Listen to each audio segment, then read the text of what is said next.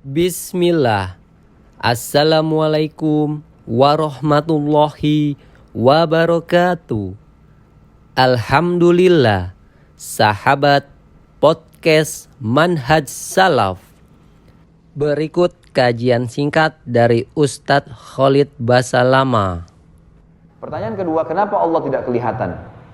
Jawabannya ada sebentar kalau kita sholat, ikhwani. Di awal sekali kita angkat tangan mengucapkan Allahu Akbar.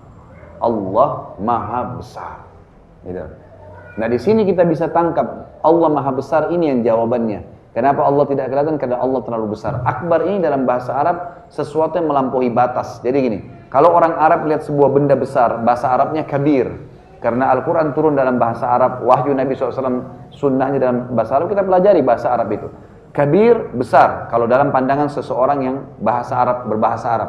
Kalau bagi dia, secara pribadi dia lihat benda, bagi dia pribadi ya, sangat besar. Dan dia yakin tidak ada lebih besar darinya, maka dia mengatakan akbar. Jadi kalau kita bilang Allahu Akbar, ikrar secara pribadi dalam bahasa Arab, artinya Allah itu memang maha besar, nggak ada yang lebih besar daripada itu. Dari mana memahami ini? Daripada hadis Nabi SAW. Nabi SAW pernah mengatakan, perumpamaan bumi yang kalian tinggali ini dibandingkan dengan langit pertama di atas kepala kalian, itu adalah seperti cincin yang dibuang di padang pasir. Jadi kita berputar-putar dimanapun di bumi ini, dilihat langit pertama di atas kepala yang dikenal dengan sama'id dunia, itu tidak pernah ada ujungnya, karena kita terlalu kecil. Dan terbukti secara ilmiah, ikhwan. Semua ilmuwan berkata, miliaran bintang-bintang di atas langit sana, ya, yang itu semua di bawah langit, ya, maksudnya di atas bumi sana, itu semua di bawah langit. Dan ilmuwan sepakat mengatakan tidak ada manusia yang bisa pegang langit dengan tangannya, karena terlalu jauh jaraknya. Antara bumi sama matahari saja jaraknya sudah sekian juta, ya, mil, besarnya sekian juta kali, udah nggak bisa dihitung. Belum lagi dengan bintang-bintang yang lainnya, dan ini miliaran jumlahnya. Dan saya pernah duduk dengan satu orang dosen dari UI, beliau mengajar ilmu pengetahuan alam, ikut kebetulan di dalam daurah saya, lalu dia bilang, Ustadz, yang Ustadz jelaskan ini secara ilmiah pernah terbukti kalau di abad 18 Masehi, itu para ilmuwan dengan teknologi canggih yang ada pada saat itu, mereka mengira, mereka menangkap matahari adalah planet terbesar di alam semesta ini. Dan tidak ada lagi lebih besar daripada matahari. Dan mereka dikagetkan di abad ke-19, dengan teknologi yang canggih, ternyata mereka menemukan ada miliaran matahari di alam semesta sana. Miliaran matahari. Dengan planet-planetnya, jaraknya sekian miliar tahun udah, nggak bisa dihitung. Jadi kita ini kecil, seperti debu pasir yang kecil luar biasa gitu kan. Saya pernah baca, ikhwani, buku anak saya kelas 2 SD, pernah juga ilmu pengetahuan alam, dan IPA. Kemudian saya baca ada satu judulnya Alam Semesta. Ada satu paragraf mengkritik saya, dan saya memang tertarik melihat itu. Saya jadikan di bahan ceramah. Dibilang di situ, jarak secara ilmiah terbukti antara bumi dengan Pluto, planet yang satu matahari dengan kita, itu 274 tahun kecepatan cahaya. Jaraknya. Jadi saya kadang-kadang berkelakar sama jemaah saya di pengajian. Kalau kita kirim astronot masih bayi, umurnya dia 70 tahun, mati tengah jalan, belum sampai di Pluto. Orang cuma bisa pakai alat, nggak tahu di sana. 274 tahun, nggak ada manusia sekarang umurnya seperti itu, gitu kan? Jadi nggak mungkin. Itu satu matahari, bagaimana dengan yang lainnya? Dan subhanallah, semua bintang-bintang yang miliaran, jaraknya sekian jauh, itu ya semua di bawah langit. Semua ilmuwan semua sepakat mengatakan tidak ada manusia bisa pegang langit ini dengan tangannya, karena jaraknya terlalu jauh, gitu kan? Baik, kata Nabi SAW, di atas langit pertama dan langit kedua, yang besarnya digabung antara langit pertama dengan bumi hanya seperti cincin dibuang di padang pasir.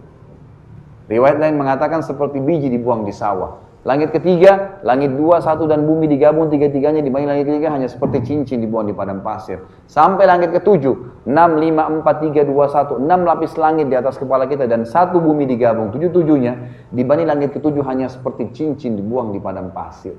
Ini luar biasa. Dan kata Nabi SAW, langit yang luas itu dipenuhi oleh malaikat. Dalam hadis Bukhari yang lain, riwayat Bukhari tentang hadis Isra dan Mi'raj, beliau mengatakan, saya sedang dimi'rajkan ke langit.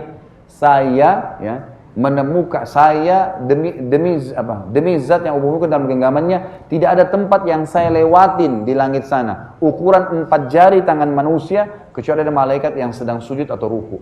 penuh dengan malaikat, gitu kan? Penuh, luar biasa jumlah malaikat ini. Maka kata Nabi SAW juga dalam hadis lain, di langit ketujuh ada rumah namanya Baitul Ma'mur. Dalam surah At-Tur wal Baitul Ma'mur, tempat tawafnya malaikat. Kata Nabi SAW dalam hadis sahih, setiap hari 70.000 malaikat masuk ke dalamnya. Riwayat lain mengatakan tawaf pergi, gak akan pernah kembali lagi. Terus dari pertama diciptakan sampai kapan yang Allah inginkan, hari kiamat. Jadi berapa jumlah malaikat? Jumlah mereka sangat banyak, gitu kan? Ringkasnya adalah di atas langit ketujuh kata Nabi SAW ada sebuah tempat namanya Sidratil Muntaha. Dan Nabi SAW mengatakan besarnya Sidratil Muntaha digabung antara 7 lapis langit dan bumi 8-8-nya hanya seperti cincin dibuang di padang pasir. Lantasnya lagi ada Allah ciptakan sebuah lautan. Dan kalau kalian ingin, kata Nabi SAW, bacalah firman Allah, wa kana arsyu alal ma', dan singgasananya Allah ada di atas air. Lautan itu kata Nabi SAW besarnya digabung antara Sidratil Muntaha, 7 lapis langit dan bumi 9-9-nya hanya seperti cincin dibuang di padang pasir. Dan arsh ya, ini dibanding lautan ya. Dan arshnya Allah digabung antara lautan. Jadi kita ini ada dalam lautan dan lebih halus dari sekian juta kali debu yang ada di lautan itu. Kata Nabi SAW, dan arshnya Allah digabung antara lautan tadi, Sidratil Muntaha, 7 lapis langit dan bumi, 10-10-nya hanya seperti cincin dibuang di padang pasir. Itu arshnya Allah. Dan kata Nabi SAW, Allah di atasnya akbar, Allah lebih besar. Jadi kalau antum tanya kenapa saya nggak bisa lihat Allah, karena Allah terlalu besar, nggak bisa dijangkau dengan mata manusia. Untuk lebih jelasnya, coba kita renungi sama-sama, jam berapa azan dulu?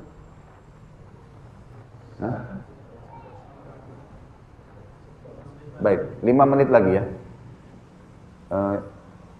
Ada sebuah ayat yang sering kalau antum masih kecil disuruh hafal, dan sampai sekarang kalau antum juga sudah tahu tentunya, dipakai untuk ngusir syaitan, untuk pakai zikir pagi sore. Ayat apa? Ayat kursi. Apa itu ayat, ikhwani? Ayat itu artinya informasi. Kursi itu dalam bahasa Arab bukan seperti yang kita pakai duduk, bahasa Indonesia kursi tempat duduk. Kalau kursi bahasa Arab itu pijakan kaki raja di singgasana.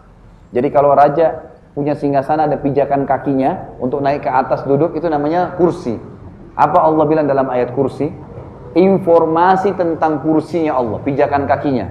Wasi'ah kursiyuhus samawati wal ard. Pijakan kakinya Allah saja itu telah menutupi seluruh langit dan bumi, gitu kan? Jadi ini ayat firman Allah SWT. Jadi memang pijakan kakinya saja. Bagaimana dengan Allah Azza wa Jalla? Maka Allah tidak kelihatan. Dan penting saya sampaikan ikhwani, bahwasanya Allah Azza wa Jalla ini tidak dilihat di dunia, bukan cuma oleh kita tapi seluruh nabi-nabi. Cukuplah riwayat Bukhari, waktu Aisyah bertanya kepada Nabi SAW mengatakan, ya Rasulullah, waktu anda mi'raj ke langit, hal tara rabbak, apa anda sempat melihat Tuhan anda? Maka Nabi SAW mengatakan, nurun ala nur anna arah. Allah itu cahaya di atas cahaya, bagaimana saya bisa melihatnya? Tinggal pertanyaannya ikhwani, lalu apakah atau kapan kita melihat Tuhan kita? Perhatikan hadis Bukhari yang lain, kata Nabi SAW, kalian akan melihat Tuhan kalian pertama kalinya dalam bentuk cahaya seperti bulan purnama di malam Lailatul Qadar, di mahsyar. Di mahsyar. Tapi belum lihat siapa Allah itu, bagaimana fisiknya kita belum lihat. Baru cahaya. Tapi waktu itu semua orang sudah tahu kalau ini Tuhannya, gitu kan? Dan di sini kata Nabi SAW, semua kalian akan berbicara dengan Tuhannya tanpa ada penterjemah. Kemudian pertanyaan selanjutnya, lalu kapan kita lihat Allah? Adalah dilihat pada saat kita masuk ke dalam surga.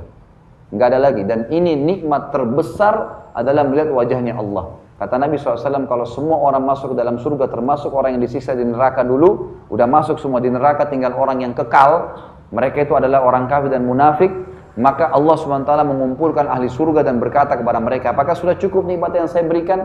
Mereka berkata, nikmat apa lagi ya Allah, setelah Engkau selamatkan kami dari neraka dan kami masuk ke dalam surga. Karena waktu itu penghuni surga bisa lihat neraka, penghuni neraka bisa lihat surga, sehingga ini tambah bersyukur, ini tambah menyesal, gitu kan. Maka mereka mengatakan nikmat apa lagi? Maka kepada saat itu dalam hadis ini dikatakan Allah mengangkat hijabnya, pembatas. Maka untuk pertama kali penghuni surga melihat wajahnya, dan orang kafir, orang ahli neraka tidak akan pernah lihat Allah selamanya. Tidak akan pernah lihat Allah. Dan pada saat mereka melihat wajahnya Allah, mereka berkata, tidak ada nikmat yang mengalahkan melihat wajahmu yang mulia. Kalau antum baca buku-buku tentang surga, pasti semua sepakat nikmat terbesar yang mengalahkan istana, makanan, minuman, pakaian, dayang-dayang adalah melihat wajahnya Allah Subhanahu wa taala. Maka Allah membukakan bagi mereka wajahnya yang mulia. Jadi ini alasan kenapa Allah Subhanahu wa taala tidak kelihatan. Dan saya Yuk sahabat, bantu sebarkan dakwah salaf. Semoga dakwah ini bisa terus berkembang. Rasulullah Shallallahu Alaihi Wasallam bersabda, barang siapa yang menunjuki kepada kebaikan, maka dia akan mendapatkan pahala seperti pahala orang yang mengerjakannya. Hadis riwayat Muslim nomor 1893.